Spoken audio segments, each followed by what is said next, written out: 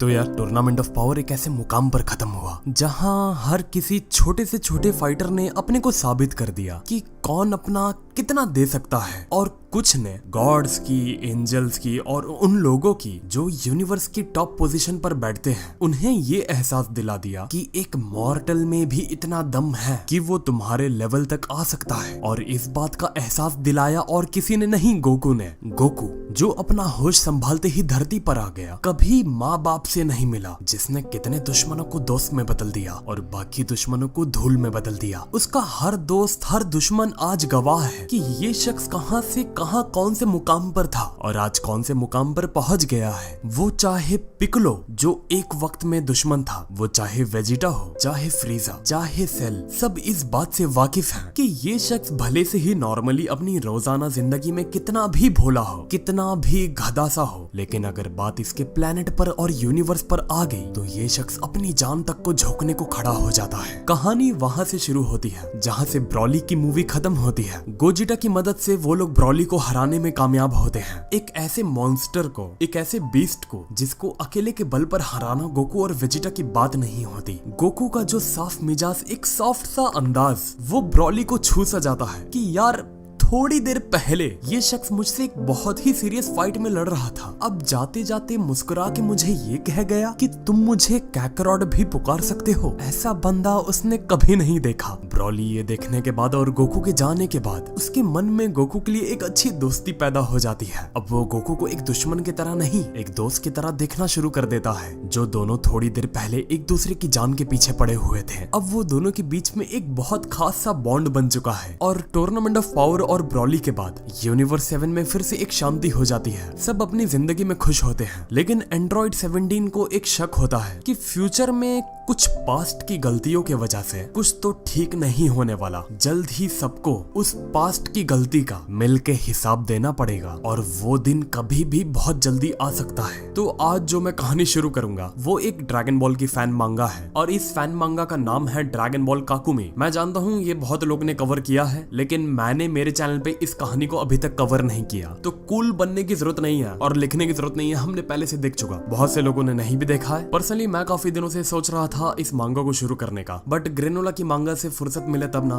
कहानी की शुरुआत होती है यूनिवर्स 6 से, जहाँ कॉलिफा शाम्पा के पीछे पड़ी होती है कि वो उसे कुछ खास टेक्निक सिखाए, लेकिन अचानक शाम्पा थोड़ा सा चौंक जाता है। पहले तो उसे समझ नहीं आता आखिर ऐसा हुआ क्या। यूनिवर्स 6 की भूकंप के वजह से पूरी जमीन कांपने लगती है। कॉलिफा शाम्पा से कहती है, ओह तो ये टेक्निक आप मुझे सिखाने वाले हो। शाम्पा को महसूस हो जाता है कि यूनिवर्स में ऐसी एनर्जी पैदा हो रही है जो और बढ़ती गई तो पूरे यूनिवर्स को खत्म कर सकती है, और वो एनर्जी किधर और से नहीं, बीरस के यहाँ से आ रही होती है। कॉलिफा कहती है कि अब हमारा टाइम आ चुका है गोकू से अपना पुराना हिसाब बराबर करने का। कहानी जाती है यूनिवर्स 11 पर, जहाँ बलमॉड के सामने टोपो सर झुकाया होता है, लेकिन अचानक वहाँ भी यूनिवर्स 11 में बलमॉड और टोपो को एक भयानक एनर्जी महसूस होती है, और ये बार वो भयानक एनर्जी गोकू से आ रही होती है। यूनिवर्स 11 की जमीन हिल जाती है और बलमॉड और टोपो के पैर खिसक जाते हैं उस एनर्जी से। मार्गरीटा यूनिवर्स 11 की एंजल ये बयान करती है कि ये एनर्जी इतनी ज्यादा डिस्ट्रक्टिव है जैसे कि एकदम सामने से निकल के आ रही हो। टोपो और बलमॉड का चेहरा उतर सा जाता है उस खौफनाक एनर्जी को महसूस करने के बाद। कहानी जाती है यूनिवर्स 7 पर, जहाँ का मंजर काफी अलग होता है। एक काली आंधी आई हुई होती है प्लेनेट अर्थ पर, तेज हवाएं चल रही होती है। हवाएं इतनी तेज होती हैं कि उनके सामने इमारतें ताश के पत्तों के तरह गिर रही होती हैं, और गाड़ियां किसी फूल के पत्तों के तरह सड़कों पर उड़ रही होती हैं, जिनको क्रिलिन अपने बस में करने की कोशिश करता है और उसमें से लोगों को जल्दी जल्दी निकालता है। क्रिलिन भी इस चीज को बयान करता है कि उसने जिंदगी में बहुत कुछ देखा और महसूस किया, लेकिन ऐसी काली आंधी और इतनी खौफनाक एनर्जी उसने कभी अपने लाइफ में एक्सपीरियंस नहीं किया। और क्रिलिन कहता भी है कि गोकू, तुम्हें नहीं लगता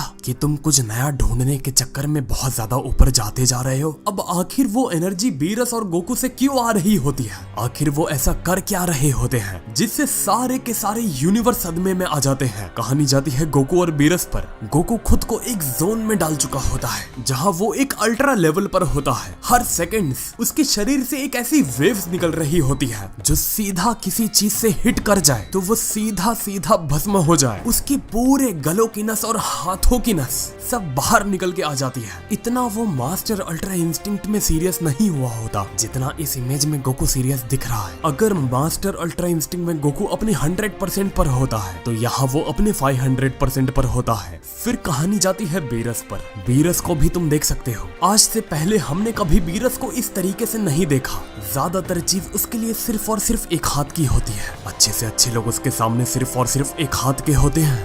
वीस की भी नीचे से नजर सिर्फ और सिर्फ बीरस और गोकू पर ही होती है। वो भी इस बात से वाकिफ होता है कि इन दोनों के वजह से पूरे यूनिवर्स में क्या नतीजे जा रहे हैं। सारे के सारे गॉड्स और एंजल्स की नजरों में बीरस और गोकू आ चुके हैं। काइस तक के प्लेनेट हिल जाते हैं गोकू और बीरस की फाइट के वजह से। काइस तुरंत वीस को पूछते हैं कि क्या हम जान सकते हैं कि ऐसा क्यों हो रहा है? आखिर बीरस और गोकू के बीच में ऐसा क्या चल रहा है जो इतनी ज्यादा खौफनाक वेव्स और डरा के रख देने वाली ऑराज पूरे यूनिवर्स को हिला के रख डाल रही है? वीस कुछ जवाब नहीं देता, सीधा दिखा देता है कि खुद देख लो आखिर ऐसा चल क्या रहा है जिसके वजह से सारे यूनिवर्स हिल चुके हैं। गोकू अपने हाथों को देख रहा होता है। उसे कुछ बहुत ज्यादा नया एहसास होता है खुद के अंदर जो आज से पहले उसने कभी किसी और ट्रेनिंग में एहसास नहीं किया होता। ये एक अलग एनर्जी, एक अलग ऑरा, एक अलग जज्बा होता है जो आज से पहले कभी गोकू ने खुद में उस चीज को खोजा नहीं होता। उस लड़ाई के दौरान इंस्टिंक्ट गोकू के इतने फास्ट हो चुके होते हैं कि एक ऐसा अटैक जो पूरे प्लेनेट को खत्म करने की क्षमता रखता हो उसे गोकू छू के निकल जाता है। हर बड़े से बड़े अटैक जो टूर्नामेंट ऑफ पावर में उसके लिए बहुत ज्यादा बड़े हुए करते थे, अब वो सारे अटैक्स उसके लिए बहुत ज्यादा आम से बन जाते हैं। बीरस की शक्ल से हम अंदाजा लगा सकते हैं बीरस गोकू को लेके कितना ज्यादा एक्साइटेड है। उसे इस बात का बहुत ताज्जुब है कि एक मॉर्टल और एक सेयन आखिर खुद को कौन सी हद तक ला सकता है। आज तक जिंदगी में कभी उसको एक ऐसा मॉर्टल नहीं मिला जो उसे नजरें मिला के ये कह सके कि हाँ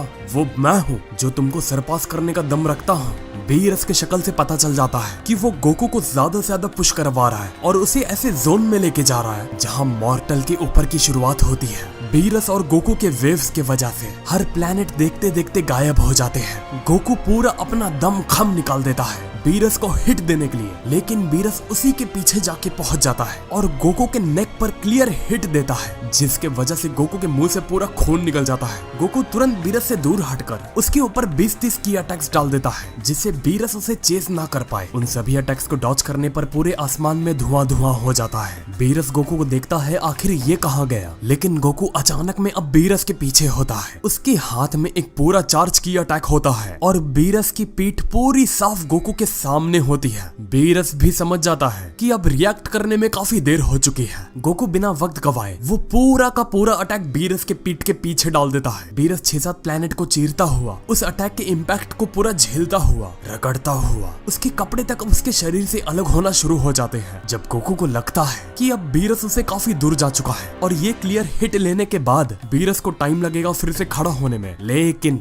इतना सोचने से पहले ही बीरस सीधा आके गोकू के पूरे मुंह को अपने हाथों से दबोच लेता है। गोकू की हालत खराब कि एक तो गॉड ऑफ डिस्ट्रक्शन ने दबोचा है, इसकी पकड़ से बाहर निकल पाना ना के बराबर है। जब तक ये रिटर्न में जबरदस्त वाला मुझे देगा नहीं तब तक छोड़ेगा नहीं, क्योंकि इसको मैंने भी बहुत गंदा वाला दिया था। अब बीरस पूरा गोकू के मुंह को दबोच के वो अटैक उसके कान के सामने तक लेके आ जाता है कि ये ले खा, लेकिन अचानक गोकू बीरस की दबोच से गायब। बीरस भी चिढ़ जाता है और गोकू को वो कहता है कि भागना बंद कर दे सेयन, तुझ पे ये सब सूट नहीं करता। तो मेरे ख्याल से कहानी बहुत लंबी है इसकी, लेकिन मैं कोशिश करूंगा जल्दी से जल्दी इसकी चैप्टर लेके आता रहूं। तो आप लोग वीडियो को लाइक करो, ढेर सारा लाइक करोगे तो मैं समझ जाऊंगा कि हाँ लोगों को इसके अगले चैप्टर में इंटरेस्ट है और आप लोगों को इसका चैप्टर और जल्दी से जल्दी चाहिए। सब आपके लाइक के ऊपर डिपेंड करता है और आपके सब्सक्राइब के ऊपर, जिससे आप लोग आने वाली मांगा को मिस ना कर पाओ। तो बिना सब्सक्राइब किए मत जाना और कमेंट करके बताओ कि आप लोगों को ये मांगा कैसी लगी। तो फिर मिलते हैं फिर अगले वीडियो में एक और नए मांगा वीडियो के साथ। तो नमस्ते, खुदा हाफिज, सत श्री अकाल एंड गुड बाय।